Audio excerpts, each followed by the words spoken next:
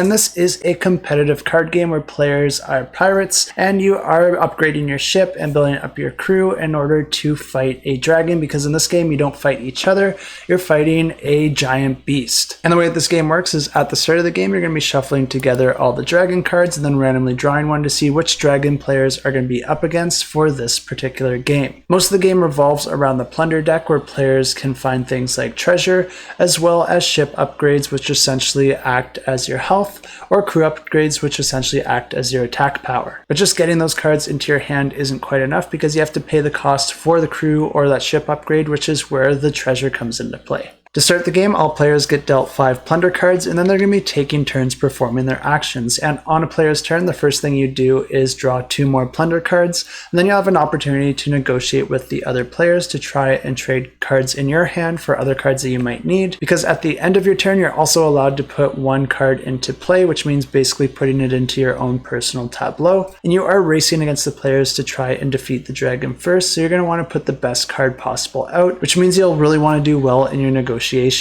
The game continues like this, with players putting more and more cards out into their tableau until one of the players feels like they're ready to fight the dragon. And fighting the dragon is an action you can do on your turn instead of playing a card into your tableau. And once the battle's triggered, that player is going to go head to head against the dragon, drawing from the battle deck until either the dragon dies or they die. And the way that that deck works is that you'll be drawing cards one at a time, and they can have a positive or negative effect on you or the dragon. But each card has a few different effects it can have, and it all depends on the crew that you have available to yourself and the morale that you were able to obtain. If the dragon's health gets down to 0, then that player wins the game, but if their health gets down to 0 first, then they're going to be doing a full reset, wiping out their entire tableau and starting from the beginning, and the game continues. So you really want to make sure that you're in a good position before attacking the dragon, or else the other players will have a big head start on you. And of course, if this campaign interests you, I have links to this campaign and all the other campaigns in the description below.